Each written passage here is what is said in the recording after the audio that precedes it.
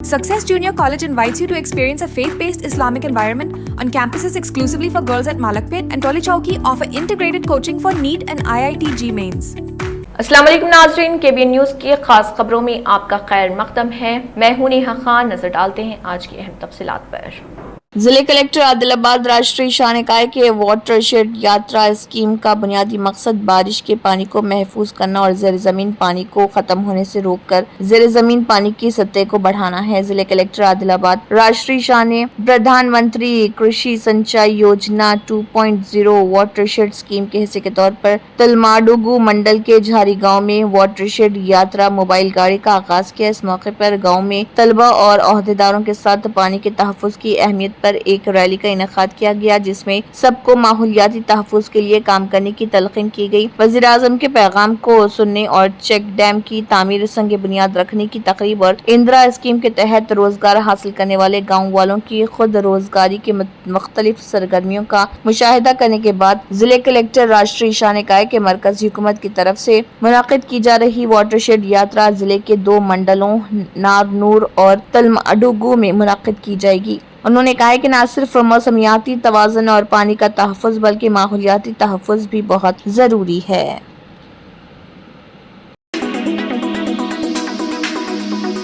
انسداد منشیات کے استعمال کے ایک حصے کے طور پر خصوصی ٹیموں نے طلبہ کے ہاسٹلوں اور کالجوں میں ڈاگ اسکواڈ کے ساتھ اچانک چیکنگ کی ہے۔ پولیس کمشنر نظام آباد نے police commissioner PSI Chaitanya IPS کے حکم پر انکشاف کیا اور اس اطلاع کی بنیاد پر کہ نظام آباد ڈویژن میں اینٹی نارکوٹک ڈرگس کا استعمال کیا جا رہا طلبہ کے ہاسٹلوں اور کالجوں میں ڈاگ اسکواڈ کے ساتھ اچانک معائنہ کرتے ہوئے وہاں کا دورہ کیا۔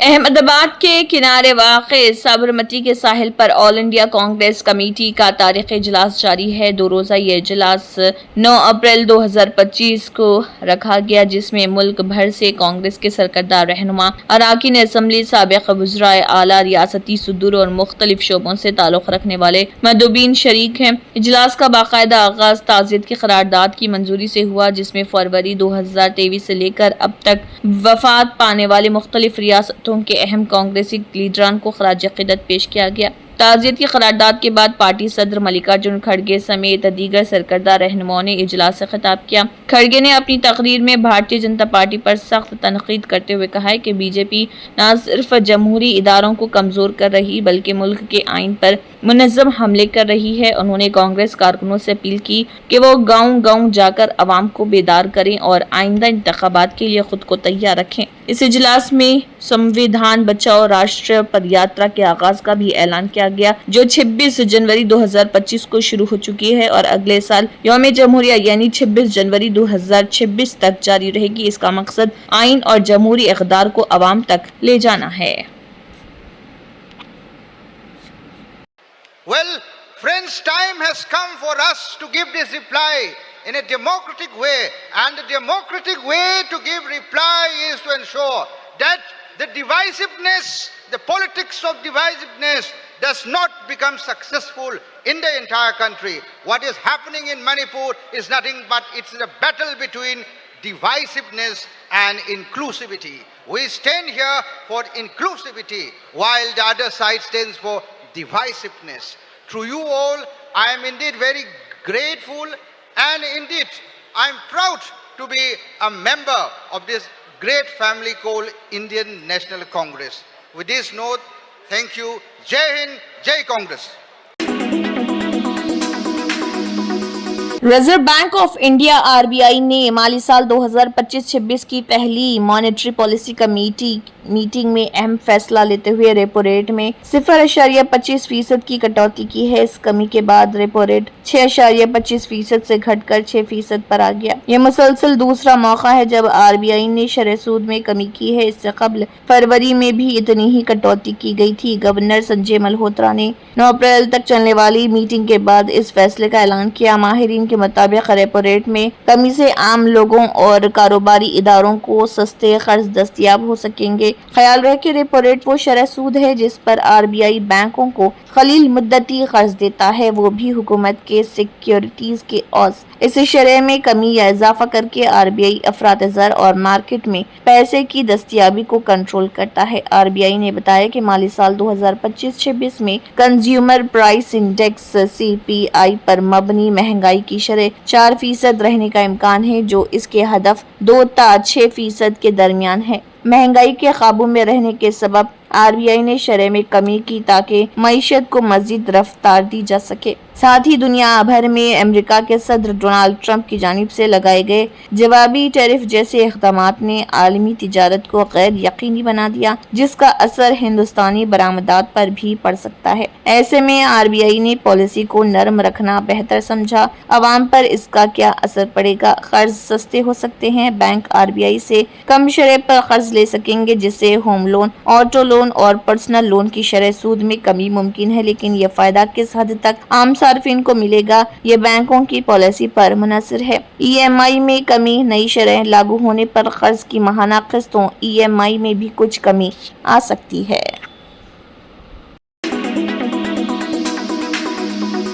ترنمول کانگریس کے رکن پارلیمنٹ سوگتا رائے نے کہا کہ لوک سبھا کی رکن پارلیمنٹ مہوا مترا کو گزشتہ ہفتے الیکشن کمیشن سے ملاقات سے قبل کلیان بنرجی کے ساتھ بحث کے بعد روتے ہوئے دیکھا گیا تھا۔ انہوں نے مطالبہ کیا ہے کہ بنرجی کے رویے کو دیکھتے ہوئے انہیں لوک سبھا میں پارٹی کے چیف وپ کے عہدے سے ہٹا دیا جائے۔ سوگتا رائے کا یہ تبصرہ ایک ایسے وقت میں آیا ہے جب کچھ ویڈیوز اور واٹس ایپ چیٹس منظر عام پر آئے ہیں، جن میں کیرتی آزاد سمیت ترنمول ارکان پارلیمنٹ کے درمیان گرما گرم تبادلہ دیکھا جا سکتا ہے۔ کیرتی آزاد کلیان بنرجی کو تحمل برقرار رکھنے کا مشورہ دیتے نظر آ رہے۔ کولکتہ میں نامہ نگاروں سے بات کرتے ہوئے رائے نے بنرجی پر کئی مواقع پر بے لگام برتاؤ کرنے کا الزام لگایا۔ ٹی ایم سی کے ایک ذرائع کے مطابق تنازعہ اس وقت شروع ہوا جب ترنمول لیڈروں کے ایک وفد نے duplicate voter I D number per election commission کی ایک بینچ سے ملاقات کی اور پھر پارلیمنٹ کی طرف مارچ کیا۔ انہوں نے کہا کہ کلیان بنرجی کو ایک میمورنڈم پر ترنمول ممبران پارلیمنٹ کے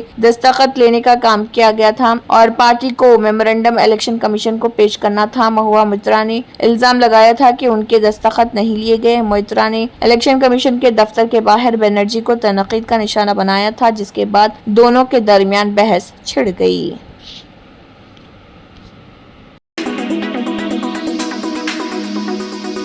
Entering FECFESCON into the beginning of your wonderful journey to reach your dreams. We invite you to experience education in a faith Islamic environment. Come, study at a campus dedicated exclusively to those at Malakpet and Tolichopi. With NEET and IIT, JEE mains, integrated coaching, equipped with smart classrooms to meet the aspirations of today's tech-savvy students, it also boasts of state-of-the-art fine flats and high-tech computer labs.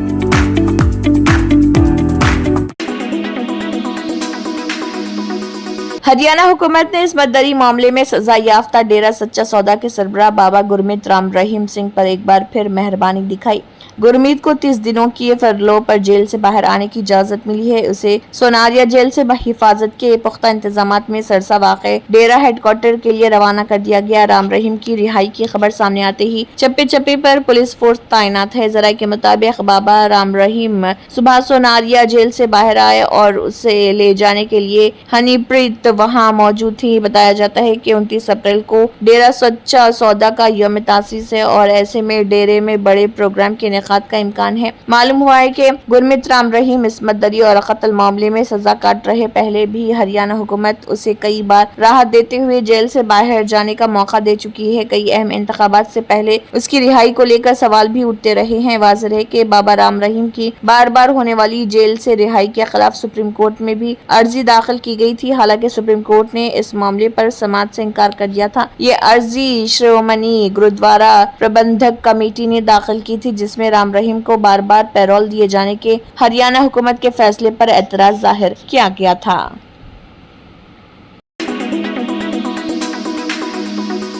امریکی صدر Donald Trump اور اسرائیلی وزیر اعظم Benjamin Nitin کے درمیان white house میں ایک اہم ملاقات ہوئی، جس میں خطے کی سلامتی، ایران کا جوہری پروگرام اور باہمی اقتصادی امور زیر بحث آئے۔ اس ملاقات میں اسرائیلی وزیر اعظم نے امریکہ سے ایران پر ممکنہ حملے کی حمایت کا مطالبہ کیا، لیکن انہیں صدر ٹرمپ کی جانب سے سخت مایوسی کا سامنا کرنا پڑا۔